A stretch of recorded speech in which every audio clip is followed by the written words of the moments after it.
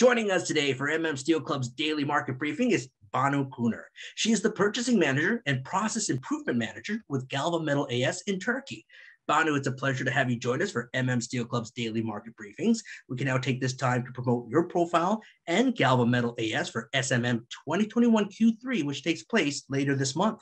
Let's discuss the steel market and the current demand to recover from the COVID-19 pandemic. Can you describe the current market situation that is currently trending in your area? Sure. After first shocking effect of pandemic starting from June last year, global steel demand has been continuously increased and remained strong till June this year. Mills were overbooked most of the time, lead times were too long, and material shortages forced most of the consumers to order much more than needed. And transportation problems, container equipment shortages influenced supply chain deeply, and accordingly, freight cost has been increased to highest levels. We can shortly say everything went crazy in the market for more than 1 year. But when we came across to June, steel prices were reached to historically high levels, while steel producers were enjoying these very high, enormous profits. Financing became a problem for traders, for steel service centers, and all steel using sectors. And this was unsustainable at all. It took a long time to restart the blast furnaces, but day by day, nearly all of the idled blast furnaces have been restarted, and global materials supply has been increased to its normal levels when we came across to June, July this year. The demand has been hit, especially in China, by weak construction activity in excess of the normal slowdown.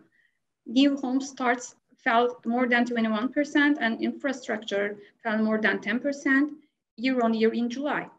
A few days ago, I read an article mentioning China Iron and Steel Association analysts expect steel demand in China to cool in the second half of the year due to slowing construction activity and still tight semiconductor supplies that are constraining manufacturing and metals demand in the automotive sector.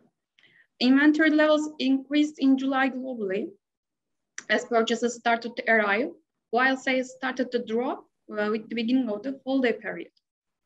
I think at the last quarter of the year, we can see fluctuations rather than dramatic price decreases, as the overall outlook of the global steel market remains uncertain.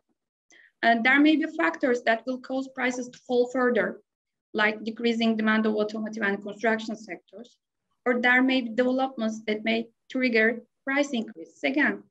For example, if there will be aggressive production cuts in China to reduce carbon emissions and to reduce air pollution, this may strengthen the market, or a possibility of a settlement of the Section 232 tariff dispute on November the 1st can restore the flexibility of the trade routes between Europe and the United States.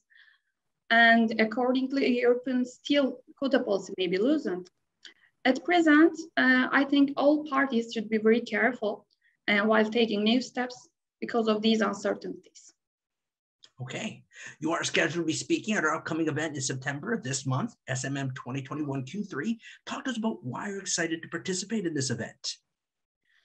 I have been following Steel Club events during the last 1.5 years. I know you always have distinguished guests. We will see inspiring presentations. We will hear very informative sector analysis, and we will get together with exclusive sector professionals, which really excites me. I would like to thank you once again for inviting me as a speaker at Turkey session. It will take place at 21st of September at the second day of the event. It will be an honor for me to participate in this event as a second time. That's great. We're excited to have you join us for that event as well. Talk to us about the company itself and how it's performing. Okay. Galva Metal is a company that has managed to become 48th fastest growing company in Turkey in 2013. And it is constantly growing and developing within the framework of a master plan.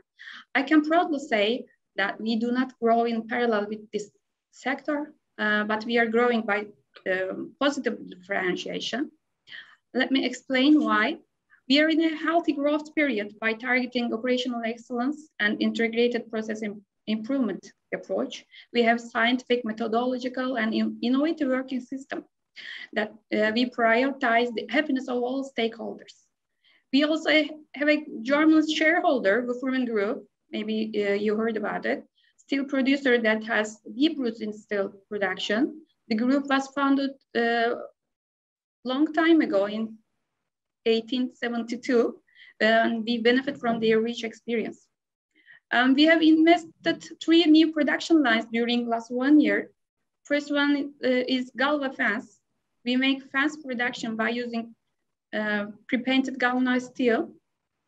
Secondly, we started to make teardrop pattern steel sheet even by using galvanized steel, which is very unique in Turkey. Last investment was a pressing machine. It's recently working for construction accessories, and it will also serve automotive sector very soon. As I mentioned, we will increase our steel service capacity within 1 year by increasing number of slitting lines from 3 to 5 and cut length lines from 2 to 3. And some new investments are to follow. We make ultra thin, very narrow strips. We make smallest sheets, embossed sheets, and we are serving to all steel using sectors in Turkey. And also we export our products to more than 80 countries all over the world. We always like to push our limits and to be the one and only in our workspace. Okay, well, Steel Club is looking forward to having you join us this month for SMM2021 Q3. And we would also like to thank you for taking this time to join us for a daily market briefing. Thank you kindly, Banu. Thank you very much, Neil.